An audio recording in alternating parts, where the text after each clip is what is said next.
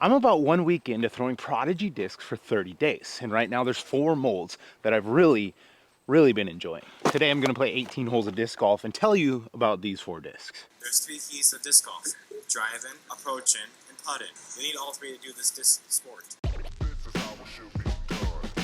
Hole number 189 feet, but so far uphill, you probably gotta throw a fairway driver. We're gonna go F7. Yeah. Money. Nothing better than a park job. Hole 1 at Mossy.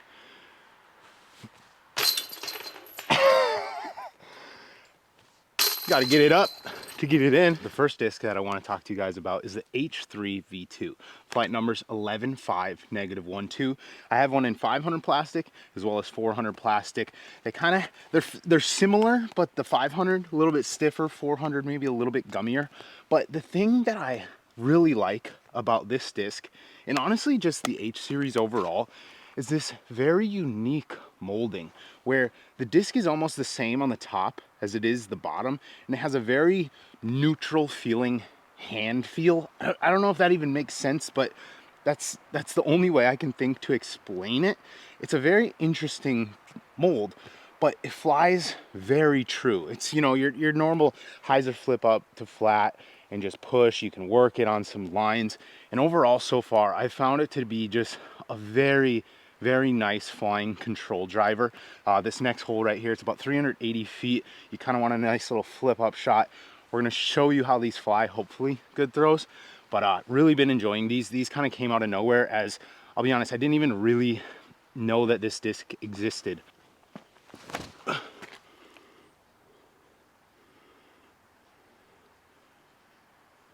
A little bit low on that one, but I feel like you could see the flight characteristics.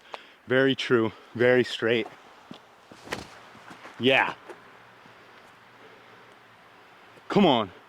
Ah, still, I feel like you could kind of tell there. Just a beautiful neutral control driver flight. 11 speed, but it feels slower than your traditional molding of an 11 speed. So it's an interesting mold, but it seems to fly super well.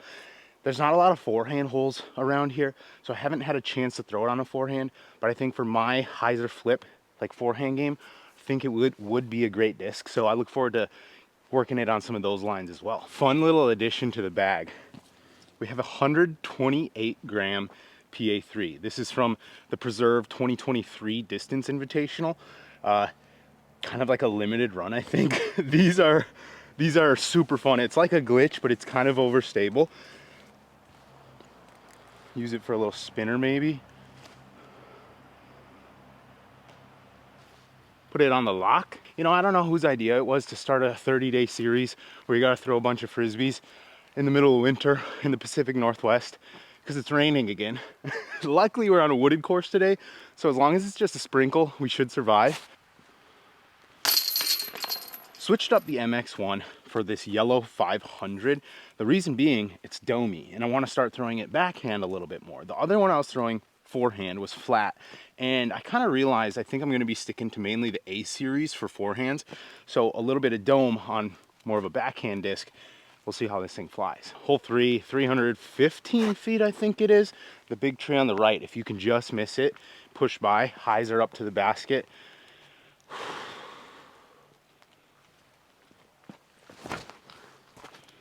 Oh, that is so overstable. Holy.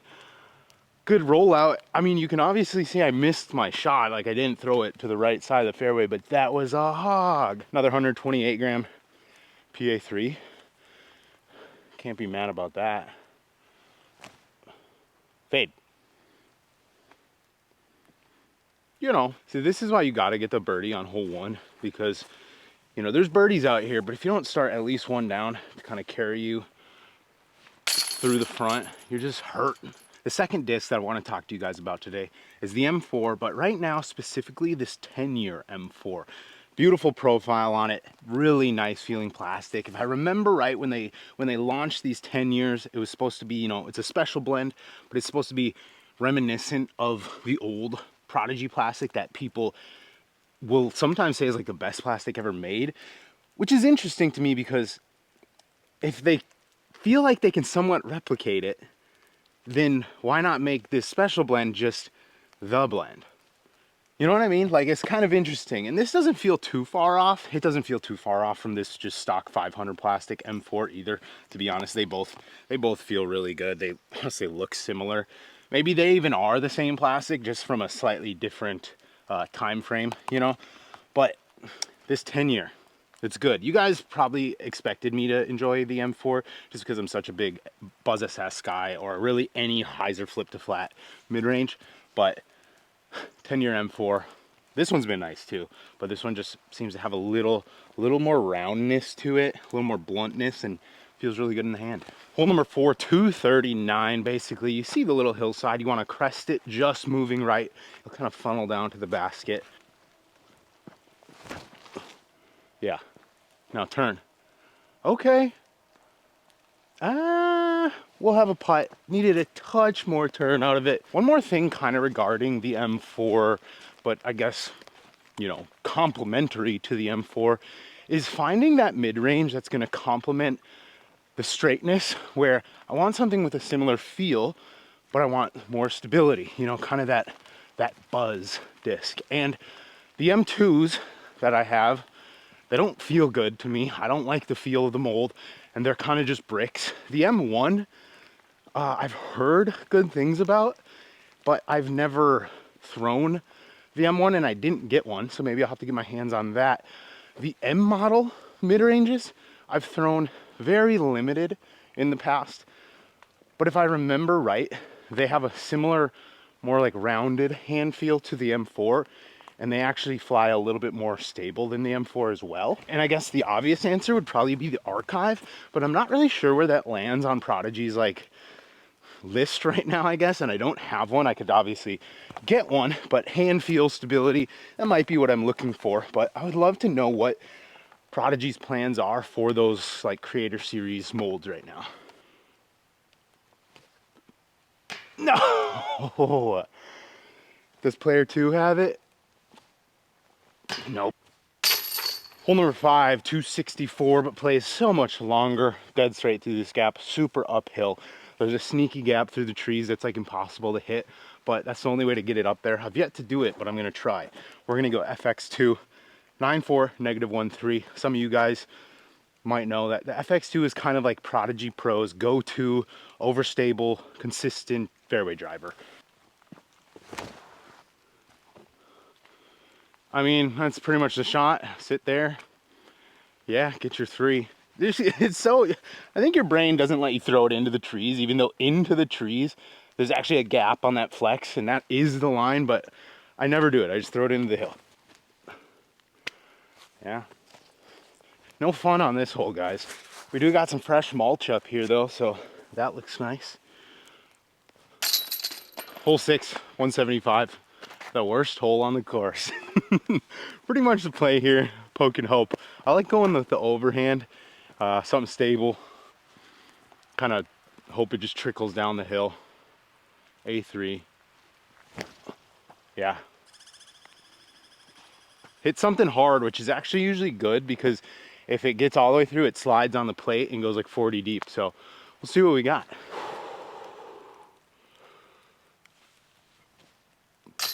Come on, brother. We needed that birdie. Hole number 7, 337 feet. One of my favorite holes in the course. Pushy fairway driver. A little bit of fade right at the end. Check up. We're going to talk about my third favorite disc so far, and hopefully lace this line. And that disc is the FX4 95 -22. It's a very straight, controllable fairway driver. Honestly, probably a similar flight to the H3 V2, but a different, maybe a more traditional fairway driver feel. You know, just kind of feels just like the molding of your favorite control driver. I compare it to my Finish Line Eras that I like to throw a lot. It just seems so similar to those. Very pushy, very straight. I do know a lot of the Prodigy pros really enjoy this one too. So it's like, you know, if you're throwing the FX2 for something beefy, you're probably gonna have one of these as well for a little bit straighter. This specific 400 plastic Day Glow has been absolutely money and feels amazing. You couldn't feel this plastic and tell me it doesn't feel top of the line. And then we also have this reblend that I actually haven't thrown yet, but I decided for this video, I'll put it in the bag, give it a rip. Fade. Oh, I burned it. I mean, kicked out dead center. Dang it. Sorry, guys. Let's try and correct with the reblend. Yeah. That's the flight. See what I mean? The first one, not so good, but the second one never left the line. 128 gram PA3. Flex back. Launched it. I thought that was gonna slide out the back. Hole number 8. Beauty. Slightly downhill. Toss her through the gates, otherwise known as the 2 trees. And hopefully get a birdie. We're gonna go PA3 first, and then we'll go PA2. Yeah. Slid up there enough. Even better. God, that PA2 is weird. Ah. Another one. Come on. Hole number 9, 199 feet. But once again, pretty uphill and never plays 199 feet. Usually I go putter, come up a little bit short, hit the hill, trickle down to like 45, 50 feet, and then you don't really have a putt. I'm gonna go with the 10-year M4, see if we can get it up top. No, fuck. What even is that? Pulled that one a touch. Got up there actually. Not bad. I think my only real option here is a 128 gram PA3 spinner. Fuck. I think my only option here is just a simple 128 gram PA3 spinner.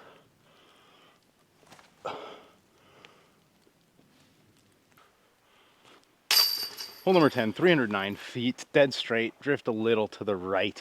We're gonna try this reblend FX4 on a little side hand. Unfortunately, there's no good way to film this hole, but we gotta start working some of these discs on forehands, as I've almost only thrown them backhand. Oh yeah, that's so good. Oh, and then it hits the late tree. Oh, that was pushing really nice. We got 128 gram PA3, and we can give this thing a little spinner. Yep. Oh, dang it.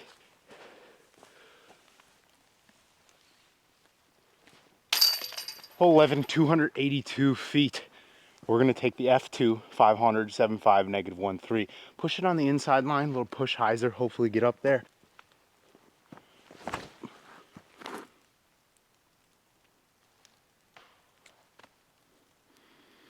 So we've just recently discovered, thanks to my buddy Rain, that this inside gap that I thought I just peered is the only completely open way to get maybe like 20 feet left, pin high of the basket or so.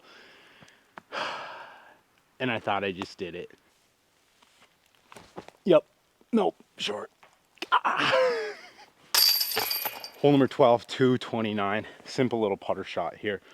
We're gonna take the 400 PA2. Hit her flat, touch a fade. Love it. Come on. Ah, freaking tagged the only tree in front of the basket.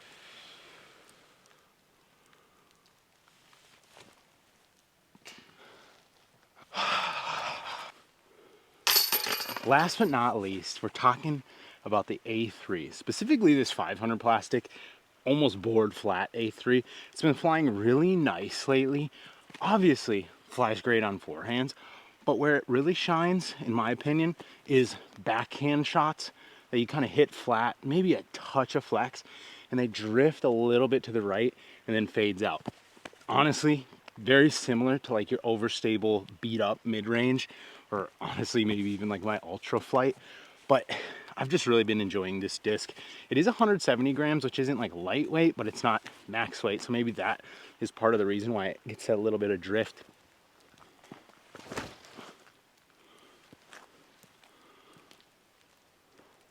I'm not gonna lie, I thought I peered this, but I must have just smacked one of these a little short. But we got a putt.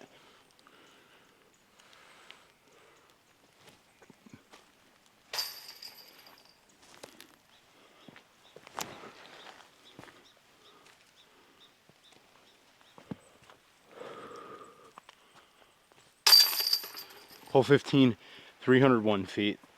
If there was a hole that you're gonna throw an M4 on, it would probably be this one. Laser beam, a little bit of a late flip, or just dead straight, but get through, come on. Ah, kick to the right side is good. It usually gives you a putt. Let's try the other M4. Oh, peer the gap, come on, yes.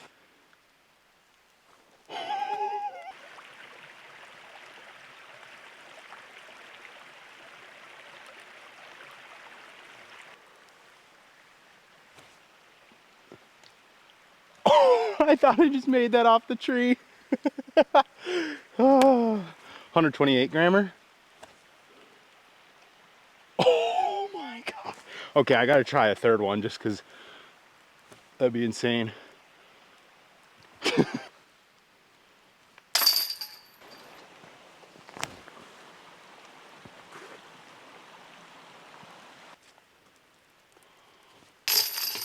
Hole 17, 311 feet, but plays pretty uphill.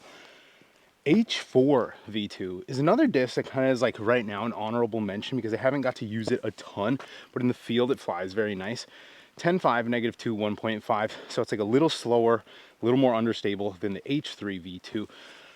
But on this shot, a little high as a flip late turn, it might work out well. So we're gonna see what we can do here. Yeah, oh, it's maybe too flippy. Get up the back door. Maybe too flippy.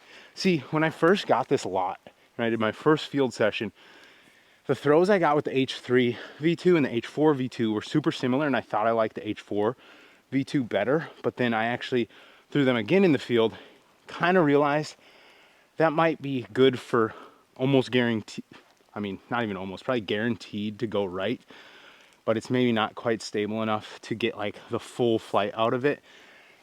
We'll see, keep working with it.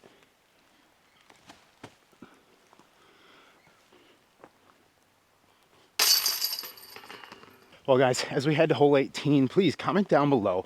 Let me know what specifically you would like to see in this Prodigy series. As you have probably seen, I have access to most of the lineup, so let me know any specifics. I'll obviously be breaking down each, series of, the discs, A series, M series, you get the point. So let me know any other specifics or just comment any questions that you have regarding Prodigy, and I'll try and get you an answer. Hole 18, wrap something around the corner, pitch it up, take your par. We're gonna go MX1.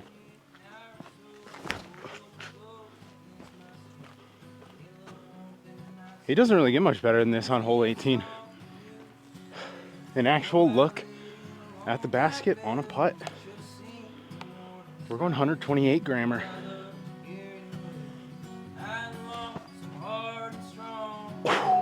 Thing's got some beef. Well guys, there you have it.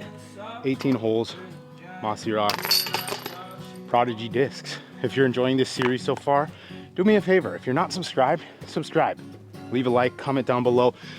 The biggest favor, maybe, send this to a friend who doesn't watch my channel, might enjoy this. Also, if you're here on this episode and you haven't been keeping up with the series, this is a 30-day Prodigy series. I'll have the rest of the series linked in a playlist at the end of the video.